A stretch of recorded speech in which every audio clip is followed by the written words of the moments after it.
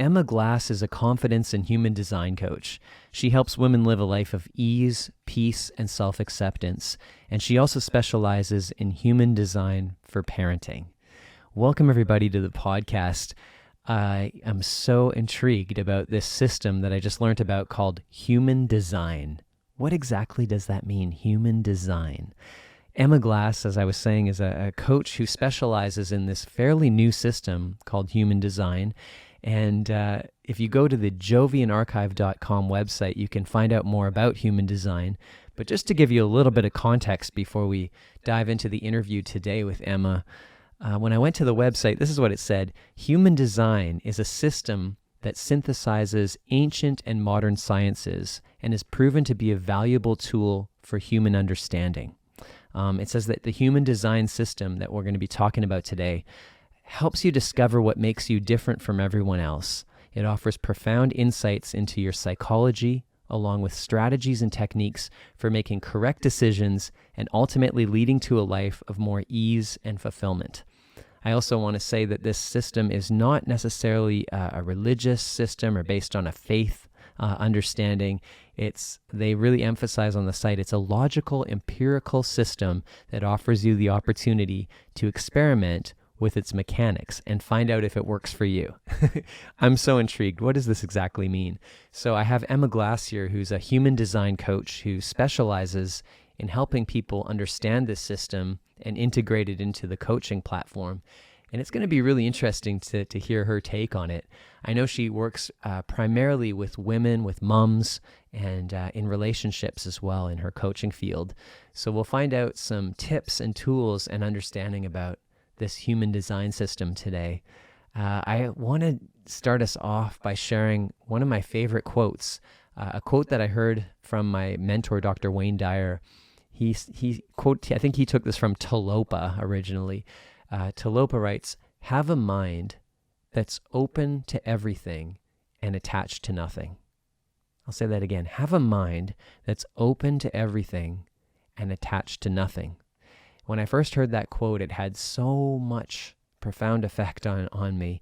I printed it out on my printer and I put it up on my wall at home, and it really impacted me because this idea of opening our mind to new possibility, to, as Rumi would say, selling our cleverness in our head and purchasing bewilderment. I mean, what a practice that is, to move through the world with an open mind and taking things in as they are without being so quick to judge them. As we move into this talk today with Emma, I really want to encourage you to come in with an open mind, because this system is really new and it's kind of out there. It's like going into outer space. When I first started hearing Emma speaking about it, I kind of felt like it was a whole other planet. It was like a whole other culture that I wasn't familiar with. So I want to just preface before we go into the conversation that this might feel really new to you at first, some of the concepts around the human design system. But the whole purpose is to open our minds today and to get curious about something maybe you haven't heard of before. We're also going to be talking on the conversation, or in the conversation today, about parenting. I'm not a parent myself, but I can only imagine what it's like to be a parent right now in these times of COVID and the pandemic. And like, how do we raise our kids these days in a way that's healthy, and to grow them and support them in a world that is so filled by fear and anxiety and just complete change. And so I'm hoping today as well that Emma will be able to address some of this and give us her perspective, as she's a mom of 2 little young ones as well. So with all that being said, we're going to jump into the interview right away. Just before we do, I want to encourage you to subscribe to the podcast if you're enjoying these episodes. And I wanted to let you know as well, I've got some really exciting pieces coming to my website soon. I'm going to be launching a new membership community in the early new year called, are you ready for the big reveal? It's called myconsciouscommunity.com. We're just in the middle of building it out right now. It's my hope that we're going to be able to meet more regularly as a community of people that want to live consciously in the world. And the vision I'm holding as we build out this community is a lot of interaction, meeting people that are like-minded, doing some deep dive work on who are we becoming, what are we dreaming about, what are the things that are getting in the way. I'm also hoping to offer some group coaching sessions regularly on there to really help you guys work through whatever it is that you're going through in these challenging times. So just really excited to share that news, and I'll tell you more about it in future episodes as the site becomes more and more realized. But here we are again, opening our mind to new possibilities. It's so exciting. So with that being said, let's open our mind right now and learn a little bit more about what it means to design your life in the system of human design. Please meet my friend, Emma Glass. So Emma, welcome to the podcast. I am so glad that you've decided to join us here. I've been hearing so much about you from my friend Lilia. I'm just so glad you're here with us today. Thanks for having me. I'm excited to be here. Yeah, I've been reading so much about human design and what the heck this means. And, I'm new to the concept myself being a coach, which is kind of surprising because I've been coaching for quite a while. But this is the first time I've heard of the concept of human design. And just for our listeners to start with, can you give us a little bit of background about what human design is? Yes. So when you think of all of the energy in the world, we are all affected by it in some capacity. So just as the sea is affected by tides and sun and moon, we are too, but we don't acknowledge it that much. So same with astrology and movements of the planets, right? So when we were born, we had this flow of energy come through us in some capacity from the moon, from the shifting of the earth to everything else. And that is up to us to unwrap to see our truest self. It's basically the plumbing of the house. And then all the other layers are conditioning from everything else. Wow. I'm so intrigued. So Yeah. when I was reading a little bit about it as well, you were mentioning in some of your writing that there's something about the sun energy putting out like trillions of, I couldn't remember the terminology, cellular something that we're absorbing in our body all the time. Can you explain that a little bit more for us? Yeah. So this is it goes so deep, right? This is like such a deep thought process to really comprehend. Yeah. Is that um our body is made of energy, and that's how we are all connected. Mhm. And that is the piece that we neglect to sometimes realize, is that we are all encompassing and we are all one, and we are all made by the same particles. But in some way, this energy that hits us, it affects us different. So that's what makes us unique. Wow. So interesting. And I'm curious like how the actual system works in relationship to like having a coaching session with you. How does that all integrate? Yep. So basically, when you pull your human design chart, and again, it's based on your birthday, the time of the exact time you're born, and the birthplace, the exact time where the planets and the earth, everything was aligned, because that's the energy that you're working off of. So when you pull your chart, it literally looks like hieroglyphics. It looks like a foreign language that you have no idea what you're looking at. And then from there, we unpack it. I like to say it's very much like an onion, where you start with one layer, which I cover very basic. And then from there, it's layer upon layer. And the deeper you go, the more unique you realize different traits about yourself that aren't like everybody else. This sounds a lot like astrology to me. Is there any correlation to astrology with this system at all? Yes, they do overlap in a way, but astrology is not as specified to each person. Okay, interesting. Okay, Yeah. so just to give people a little bit of context of what we're going to be talking about in the interview, because when I first read this, I mean, it felt like it was a mix between sort of a scientific system and a spiritual system. Like it seemed like there was a bridge between those two worlds happening in how you chart out people's human design, so to speak. Am I getting that right? Totally. Yep. And so there is a totally another layer to that, the scientific side, where the specific DNA is actually linked to different gates. So you go on a very cellular level also, but that's a whole other conversation, a deeper one. But what we work with really is figuring out who the person is, and then shedding off the physical roadblocks that have come into their life, whether it's conditioning from who they grew up, who they were raised by, their ancestry, and then lifting all those layers up to get to their truest self so that they can make the decision going forward of who they actually want to be. Wow, it's fascinating. It reminds me so much of, I've been studying in Hawaiian shamanism for a number of years, and they talk about the Akashic records, like and you say DNA from our past, but just like all the cellular memory that's ever happened to us and to our ancestors that is carried along with us. And I'm curious, is that included in this system as well when you're taking people into account? It's not included in the actual physical human design, but that is something that I work with people very much on is the conditioning from the past. Wow, amazing. So, okay, take me all the way back because Emma, I'm curious about like how this all started for you and how you came across this whole human design practice and program. Yeah, it's one of those things that kind of fell into my lap and I heard trickles of it, whisperings of it.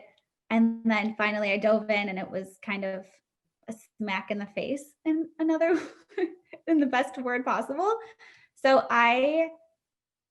backstory, my whole life, I've always felt like I was um, the one to be pushed. I was the hard child growing up. I was, don't mess with Emma, or, oh, she's being difficult, or she never listens. That's literally down to a T. Everyone coined me as this person, the person who wasn't the one in the family. Like I always felt like I was a misfit. Wow, what was that like for you? And Just out of it curiosity. was, yeah, it was hard. It was really hard. I just never understood why. I think that was like I just never understood why. I never got it.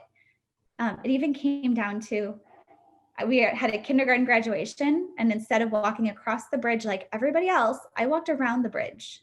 Wow, authentic. Yeah. So, and my mom was like, oh my gosh, I'm so embarrassed. Like, this is my child, but she never understood why. So I've gone through my entire life. I've tried everything under the sun. I went to college for engineering. I interned at a law office, finished in fashion design, did yoga teacher training. I've tried it all. And I've been on this path of personal development again since I was 13 years old. My mom was into it. So I've been on this road of always discovering myself. And if it didn't feel right, I'm going to go to the next thing. I found human design maybe about 8-9 months ago. And I dove hard in, like hard. And when I found out as a manifester, that was the first thing I was like, this is why it's different. This is who I am. I get this. And then I dive more and I understand my mom and the people around me and my husband and my children. And what I really came to realize was the work that I'm doing for myself is not for me. It's about my kids. It's about setting the legacy up for future generations to have the freedom to be themselves. Wow, that's very powerful. You talk about being a manifester, and I'm curious if you could explain what that means exactly. Yes. So there are 4 different types, technically 5 different types of people in this world. And there's a lot of people in the world make up generators, which is our life force energy. So that's why it's so important for people to live in this high vibration, because we need our manifestors to be living in their best selves. So there's generators, there's manifesting generators, there's reflectors, projectors, and manifestors. Okay. And manifestors make up about 10% of the world, which isn't a lot. So for me, that's also like, aha, you are very different than everybody. And that's okay. And that's good. But what a manifestor is, it's somebody who is the spark. They are the trailblazer, the initiator, the people who you don't say no to, the people who are going to do their own thing and without any sort of repercussion, they're going to do it anyway. Wow. So you can understand growing up as a child with this internal pull, like how a parent must feel. Yeah, no kidding. Absolutely. How does Do you that, know what you are? pardon me? Do I know what I am? Yeah. I have no idea yet what I am. I'm like actually so intrigued. Like you said, there's a manifestor, generator, reflector, and projector. those are the four different types of people. Is that right? That you Yes. can be in the system.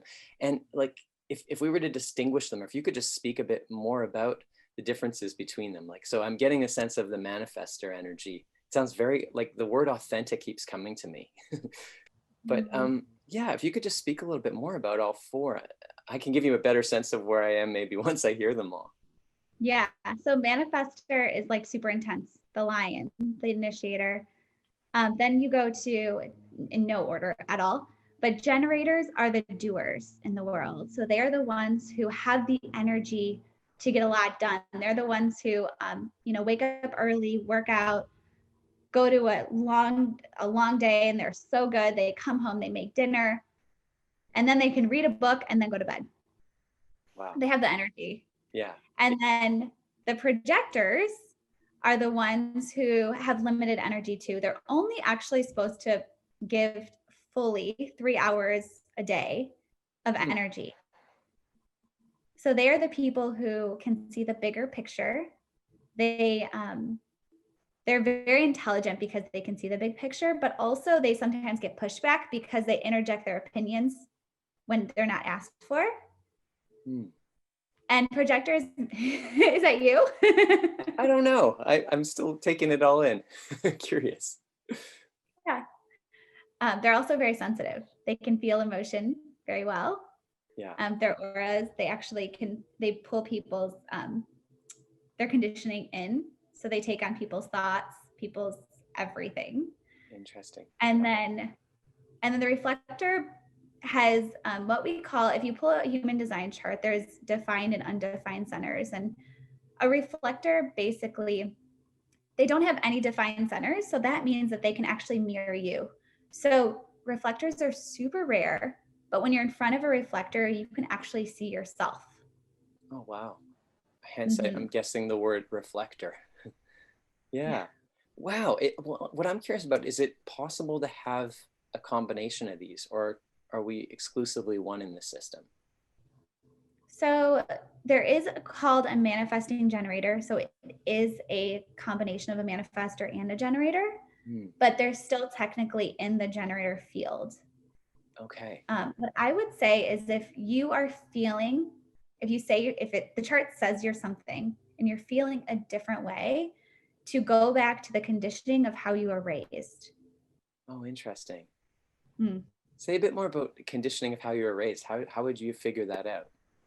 Yeah, so my grandmother and my mom primarily raised me. I was with them the most.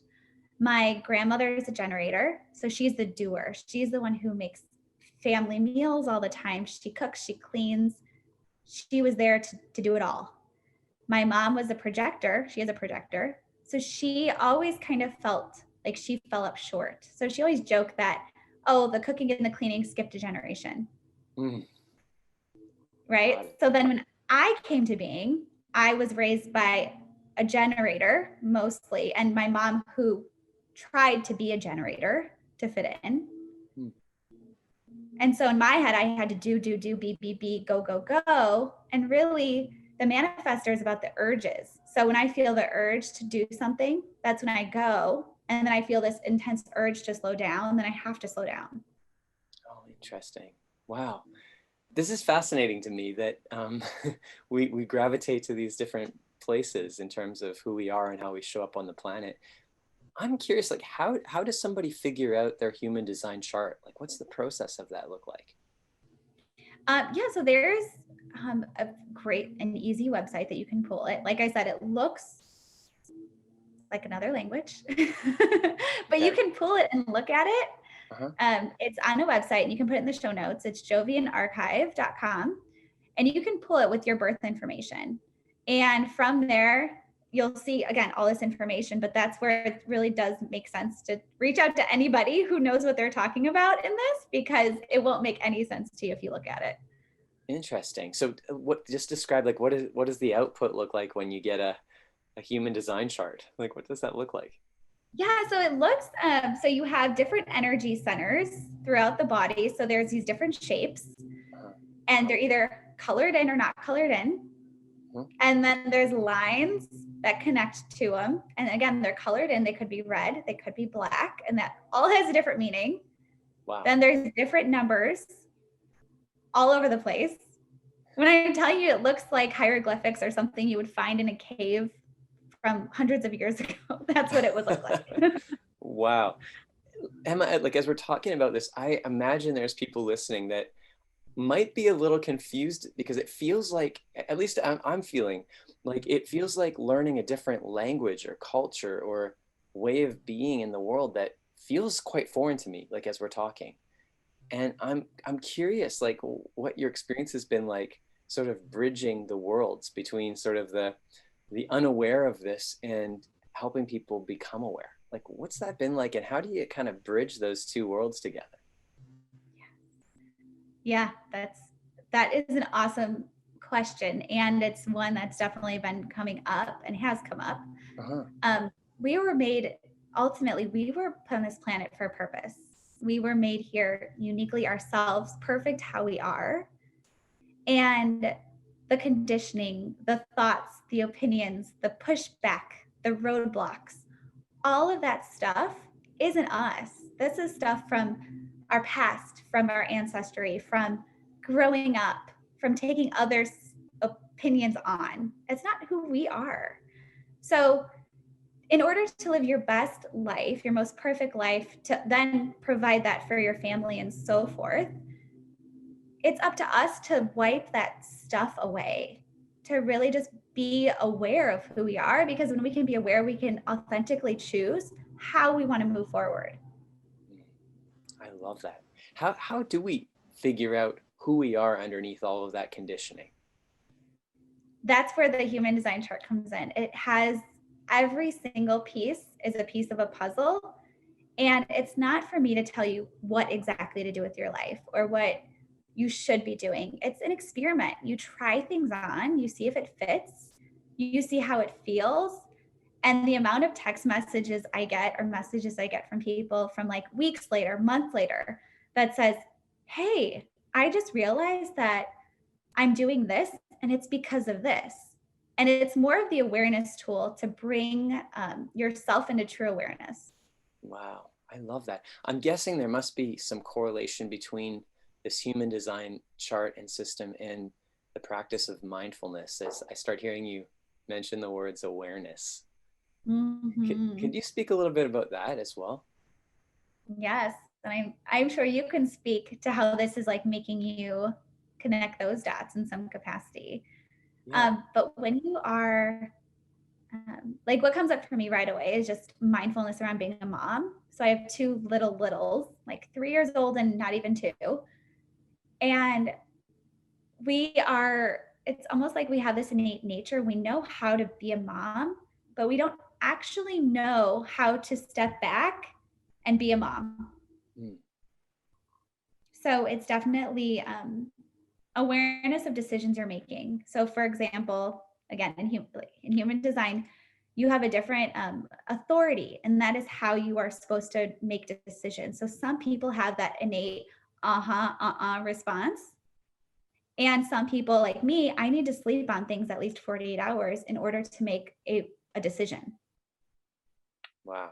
So using those tools too, even to be so mindful as to tap into, okay, am I actually listening to that really gut response, or am I overthinking something?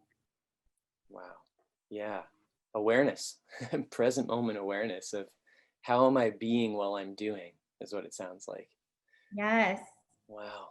I, you speak about being a mom, and wow, I know that I guarantee there's moms listening to this episode. And I'm curious, just based in the times we're in, the world we're in right now, what do you see are some of like the most challenging aspects of being a mom these days? Oh, geez. Yeah. So I would say that's a loaded question. I know it's a lot. I've got time. Yeah. I was like, well, if you really want to know, um, yeah. So right now there's a few things. So one, we are with our kids a lot more. Mhm.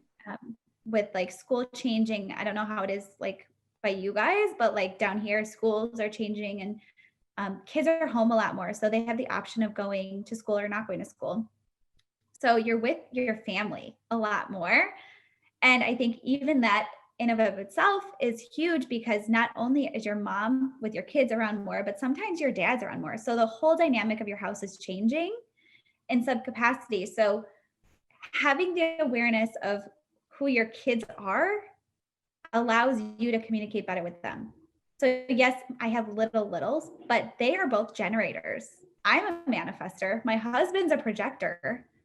We all communicate so different in our house, but we all know this about each other. And I know my kids have to get outside and run for an hour. Wow. So it's, again, it sounds like, I just want to get this right. To figure out your kids' design chart was simply entering their birthdays into the system, and it gave you their design chart about who they are and where they land in the categories. Is that correct? Yeah. It's incredible. So then it helps you navigate as a mom, it sounds like, in terms of how you're gonna, yeah, like for example, sending them out to run or not. It's so interesting. Wow. I'm also curious too, like I've noticed this sort of trend in our culture of what we call like the helicopter parent. Are you familiar with that term? Helicopter parent. And I see so many, and it's not just moms, I see dads too. I see parents like really like overly protecting their children these days in that sort of helicopter way. And I'm just your perspective on it. I'm curious why you think, or why do you think that trend has become so prominent in our world these days? My gut instinct is saying it's a fear-based thing. Fear-based. And again, so if you look back generational, before this, it was dads went to work, mom stayed home, kids went to school. Like that was kind of just what happened. Dynamics are shifting so much right now. Like in the past, 20, 50, even 40 years, things are shifting. But from what we know to be true from our ancestry, things are changing and people aren't quite sure how to keep up. So what do we do when we can't keep up? We get scared, right? So we go into this fear-based state. And what else can you do as a parent besides just sit back and be scared? Our instinct is to be hands-on and keep them safe, because we want to keep them safe.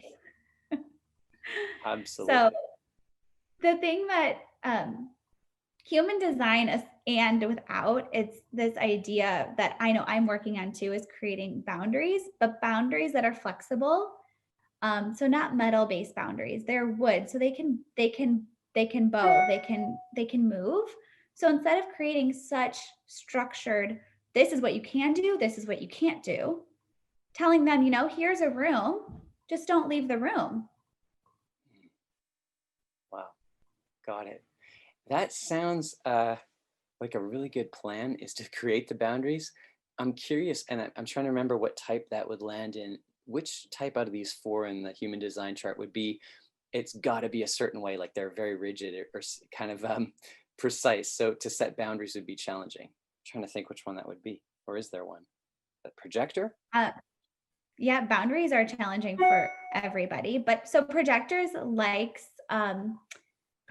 like having step-by-step things and outlines. Yeah. So by giving them an outline of like, okay, this is what you're going to do. This is an idea we can do now. This is what we can do next.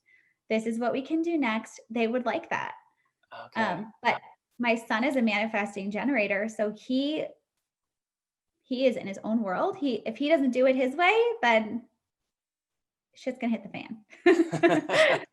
So I tell him, I'm like, okay, great. If you want to stand on that couch and jump on the couch, if you fall, it's gonna hurt. Right. Wow. Right. I can't be like, okay, get off the couch.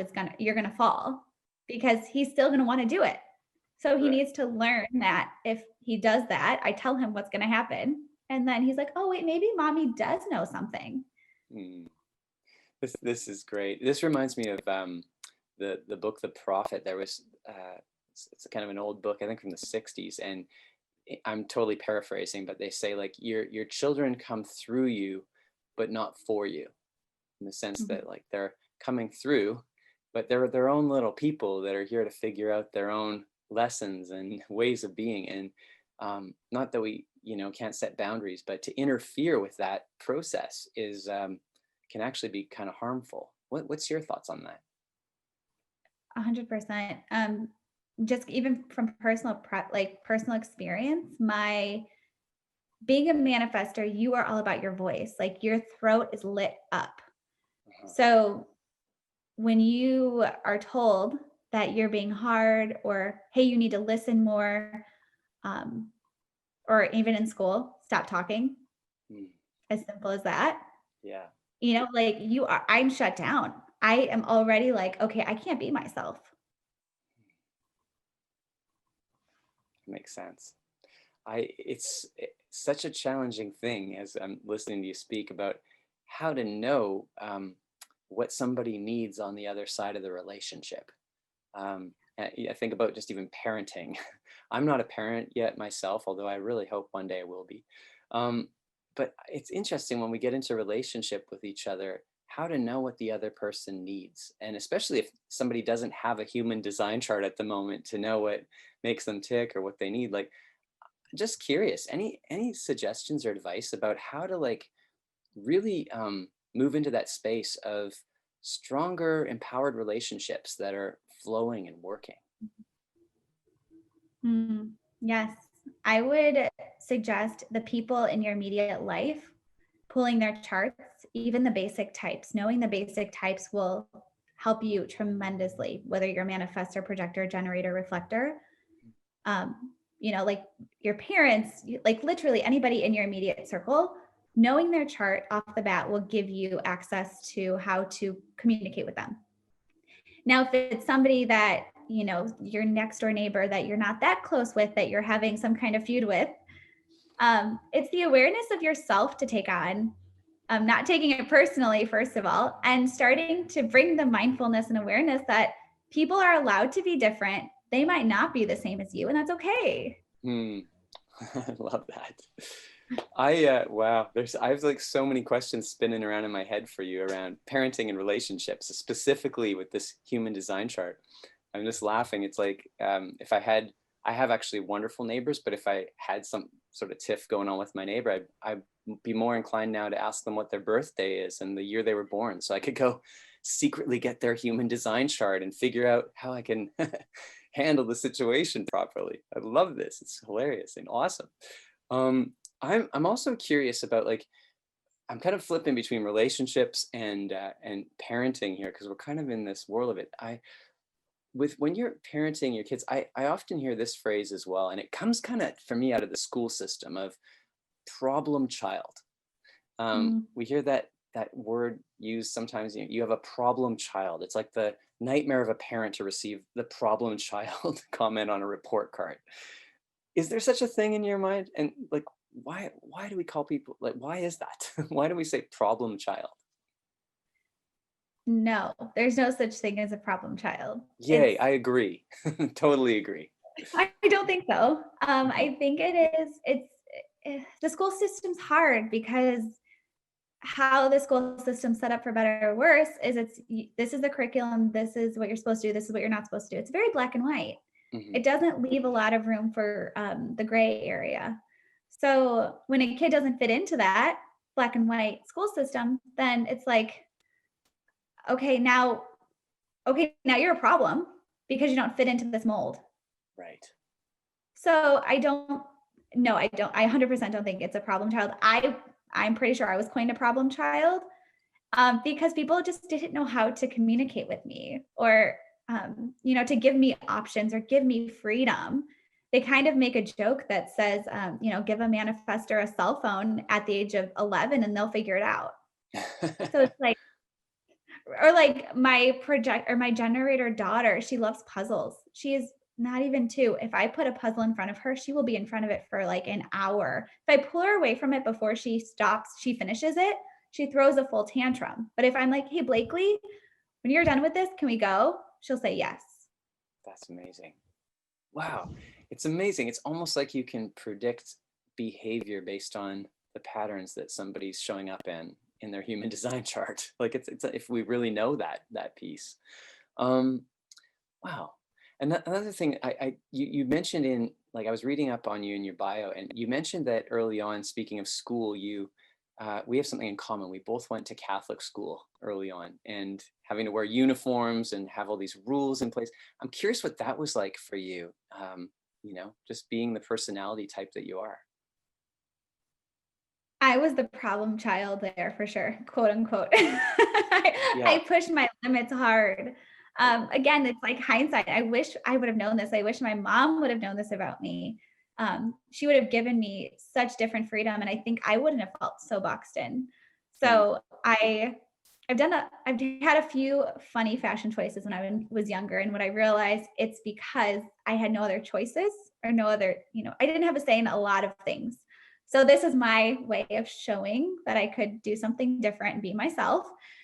And so in kindergarten, I made the choice. I didn't have any decisions of literally anything from head to toe that you could see. So I wore my one-piece bathing suit under my school uniform, my Speedo one-piece bathing suit, and rock that for a while because that is the only control I had. Wow. I love it. You were defying the system just totally here. You can't wear earrings. You have to wear a certain kind of uniform. You can't do this and that. And you're like, well, then I'm going to wear my swimsuit underneath my uniform. That is the coolest thing ever. I love it. Even then, just your authenticity was shining. I'm curious, like, as we're talking about this, and I know for me as well, like a theme that comes up as we're talking is around self-acceptance. And Mhm. I sense from you that there has been a journey to this place of self acceptance. I don't sense it was always that way. I don't think for any of us, like, we come into the world and all of a sudden we're told we're not enough and all these things. Like, how does somebody move from a place of self doubt to a place of learning how to accept themselves? Mm, yeah. So I work through this a lot with some people. So confidence is actually just the self assurance in yourself and your qualities and your capabilities. So confidence is that self assurance. Now, I would almost question, how can anybody be self assured if you don't know who your true self is? Yeah. So getting down to just knowing yourself, you can speak with confidence of like who you're supposed to be speaking to, how you're supposed to be speaking to them. Um, take steps back when you're supposed to be taking steps back. So just by knowing your true self, that's when you can step into your confidence and your self assurance and be just very much aligned. I was never it wasn't always like this because again, I felt like I was different. And I don't know, I'm sure this resonates, I'm sure, with some people. Just that feeling of like, I know I'm not like everybody else. There's something going on. And to have the awareness of why that is the biggest piece for me. Hmm, interesting. And the why is the human design system, it sounds like, in terms of that. Mhm. This is also, we're all over the map, but this is also bringing up something that I've recently become more aware of myself is, and maybe you could, I mean, you don't know my human design chart. Is it something that I could just like give you my birthday and you'd know what I am? Or was it more detailed than that? No, yeah, you'd have to go online and search it. I'm You totally can going search online it. to search this, but yeah, I recently have just discovered about myself. I've been a performer most of my life. I started in music and then I got into teaching yoga in front of a class and, now I'm hosting a podcast and I do a lot of keynote talks. And I find that in that sort of archetype of being a performer, sometimes like I don't actually know who I really am because I'm sort of playing the role that's needed based on the whatever it is. So, if I'm a podcast host, I'm a certain way. If I'm, teaching yoga, I'm a certain way. If I'm not in the public eye and I'm just hanging out with my wife, I'm a certain way. And I find it sometimes really hard to discern, who am I? Like, what's my truth? Who am I really? And I'm Mm. curious, just from the perspective of the human design system, if there's any insight that helps with understanding who we truly are versus who we think we should be, or sort of playing the roles that we tend to play on the surface, you might say. What's your thoughts on Mhm. that? Yes, there's there's definitely spots for that. And I would say that it is possible that inside of your chart could be like supporting others, and it could be through being a performer. And I have no idea what your chart says, but inside that chart, it could be those pieces that are like, okay, I am on that right road, and yes, this makes sense. Mm, got it. So it would give some clarity to the different patterns that are playing out. I Yeah. think I think it's fascinating we're meeting right now as well, just because this weekend is my birthday. So it's just timely that this is all working out. And I feel like I could share this. I'm having this epiphany just recently. My birthday is November 8th. And all those numbers in November 8th to me represent like infinite, like 1108 are all symbols of like infinity. And you were Hmm. talking earlier about how we're all connected. And I just feel like there's something around that in terms of my life purpose that has to do with connecting and like this saying of like spiritual being having a temporary human experience. It gets me thinking about that. So I'm so inclined to ask you like your perspective as well on that piece of connectivity and spirituality and like what is that to you? Hmm. Yeah, so in my chart I have this piece, which again, like all this stuff I felt from before I even knew my chart. And that's what you'll start to realize too, is things you'll hear, and it's almost like a self-assurance that you're like, yeah, I already knew that, but thank you for telling me, because now I really know it. So a piece of me is that I can the best word I have is like a mediator. So I can see every side of people. Like I can understand both sides. And the whole idea of being connected is so beautiful. And I don't think that we talk about that piece enough, is that we're all constantly comparing to each other instead of bridging the gaps and bringing people together and showing that there are so many beautiful things that interlock us. Yes. But then there's also so many pieces that make us uniquely amazing in our own superpowers. And so celebrating people more for the superpowers that they have, and that we're also connected rather than comparing to each other. Mm. How can we do that? Like, how can we move towards celebrating people in that connected way versus the separation of, judgment and all of that? I think you and I are on a good start. I think that's what we're trying, aren't we? I'm feeling it. I definitely feel that space for sure. The words Yeah. non-judgment just came up for me. It's like so easy to judge versus to accept. Like, and that goes for ourselves and, the people around us. That's kind of ringing through as we're talking about this particular area. How about you? Yeah. Oh, for sure. Non-judgment's huge, but I think that goes back to our past, our conditioning. Um, it goes from an early age, when if mom or dad put something in your head of like, oh, that person, blah, blah, blah, blah, blah, and then that sticks with you forever. Um, from a very somewhere deep down, it's there, that feeling, that type of judgment. So, and again, it's an insecurity, it's a fear. All of us ultimately want to be liked and accepted by others. Yeah. Yeah. There's like this human need, it feels like, for that. And wow, I'm just totally blown away by this piece of just growing towards accepting ourselves for who we are. I feel like that makes it easier to accept others as well, is when we have that self-acceptance piece together. It's like a lot easier to see with the eyes of acceptance. So wow. So I'm curious Because too. you're not judging yourself anymore. You're so sure about yourself. So then the other stuff melts away. Yeah, exactly. One of the best challenges I was ever given was from my dad, who said, he challenged me for a week to stand in front of a mirror for a minimum of 5 minutes a day and just with the heart, not the head, say, I love you. Whoa, was that challenging to confront myself in front of the mirror and actually say those words and feel them. At first, I didn't even want to go to the mirror. It's crazy how we're so inclined to reject ourselves at such early ages from, like you say, the memory of what we've been programmed or picked up along the way from different people's stories and beliefs. It's bizarre. Mhm. I'm curious, because as we're talking about this as well, I know that you do coaching work. I'm curious what the sessions look like when you're coaching with people. What's the process look like there? Yeah. So we usually people come to me because they think they're there for something. And ultimately it's something way deeper than that we get to.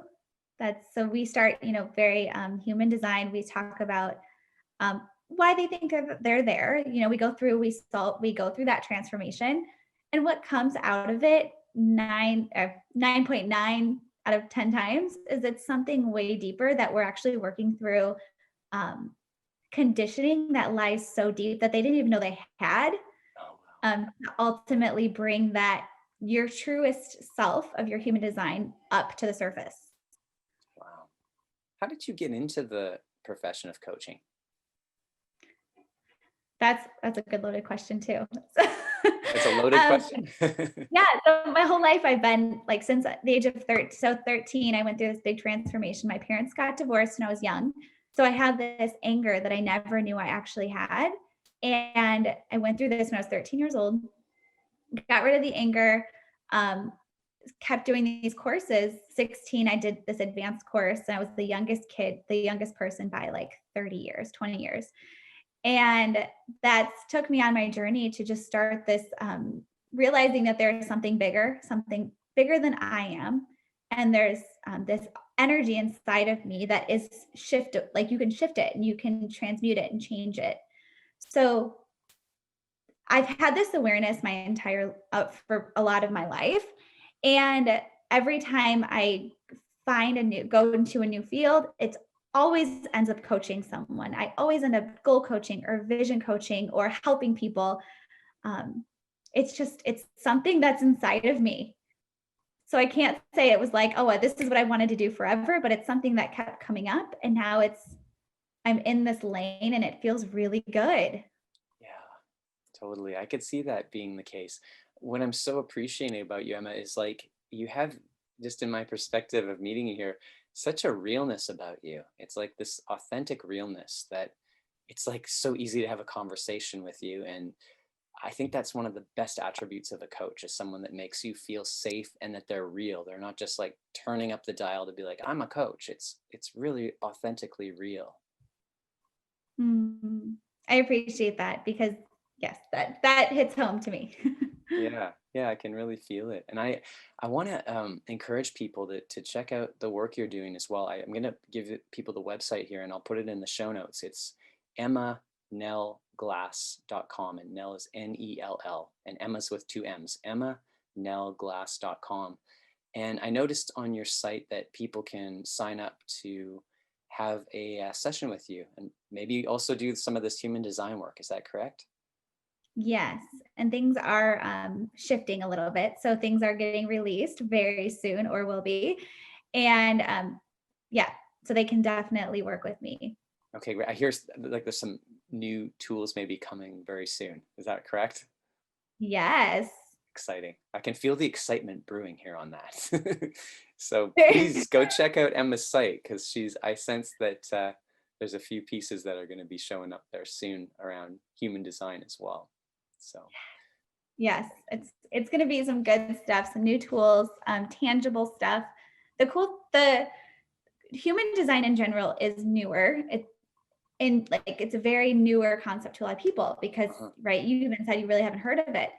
And what we're noticing is in the field right now is it's very scientific and matter of fact, but that doesn't mean a lot to a lot of people. People want to see how it relates to their life. yes. So my mission with creating stuff that makes it very relatable through my stories, through my personal experiences, through other people's personal experiences, rather than okay, this is what you are. But what does it actually mean? How does it play out? Mm. I love that. There's that realness coming through as well that makes it accessible and easy to relate to. I have one more question that I forgot to ask you, because people are probably like, human design, this sounds like an amazing system.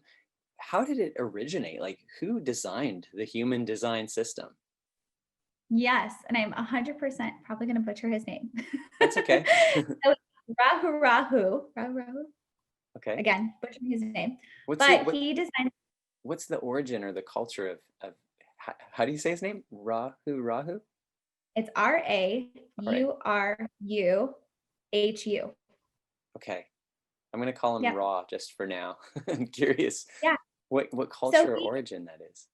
it was this man, and he had this experience, and basically all of this stuff was downloaded into his brain, and it is like the most beautiful thing of how it aligns scientifically, spiritually, with like astrology and with DNA. Like this stuff aligns so well, and this person was like basically given the steps to share with the world, which is such a profound. I cannot, like, for us to comprehend that seems way too big to comprehend. Yeah. I cannot even imagine having that much information and then being able to share that with people.